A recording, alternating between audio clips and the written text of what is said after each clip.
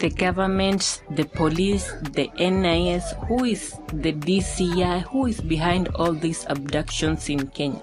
And is it peculiar that the abducted are activists or people who are coming out to strongly criticize the Kenya Kwanza government of its policies, of its taxation, of its stalled projects and everything? If you come out and you have a huge following and they say that you are saying something that will sway the masses against them or criticizing their government, you just go missing. Due to this, the Kenyan public have decided to arm themselves and protect themselves against these abductions.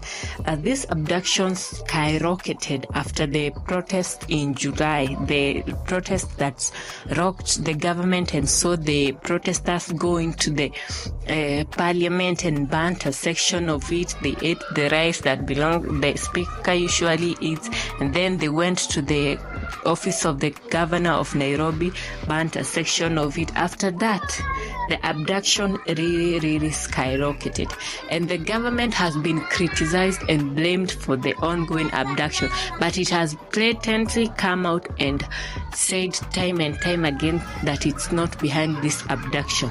But lately there has been a twist since the CS Muturi came out and said that his son, he was the AG, remember he was the AG by then, but his son was actually kidnapped, and he went to the president and asked him, and the president asked Nurdin Haji. Nurdin Haji was in charge of the police by then, and Nurdin Haji said that he had the son, and the president told him to release the son.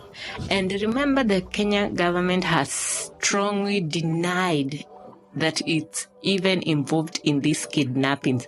DCI has also denied its involvement. So Kenyans have decided to protect themselves.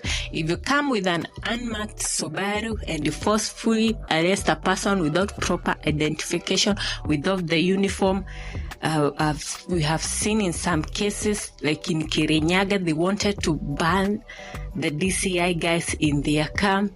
In other cases, in Nakuru, they actually lynched and beat up the guy that was trying to take that guy without proper identification. We can see since the police has refused, it's not involved. The government has refused, it's not involved. Then these are rogue people operating on their own, and the Kenyans have said no. You won't take us just like that. We won't keep quiet, because if they keep quiet, they are afraid that maybe tomorrow one of their relatives will be the one being abducted. And we have seen in several cases, they have come out and protected the persons being abducted. Like the case of the Tanzanian journalist. A City Hopper bus tried to block the Noah that was had abducted her. And then later she was released, but remember, this is a Tanzanian nationalist, but it wouldn't come as a surprise since Kizza Besigye of Uganda had sought asylum in Kenya, and he had actually stayed here throughout the Uhuru reign.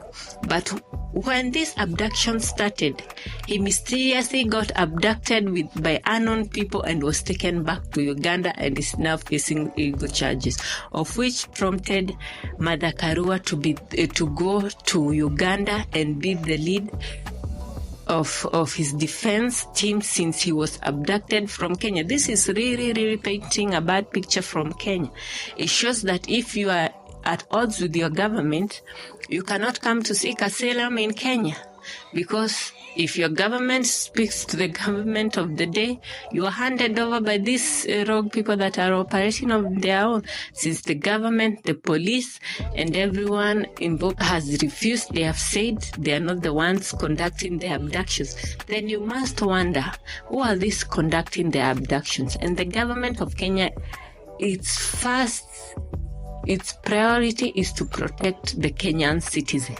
If it cannot do that, if the Kenyan citizen, if a mwananchi does not feel safe, then I don't see what the government is doing at this point.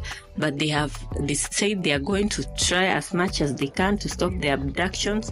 Let's pray and hope this will go because this is now becoming very, very serious. And then there was this incident.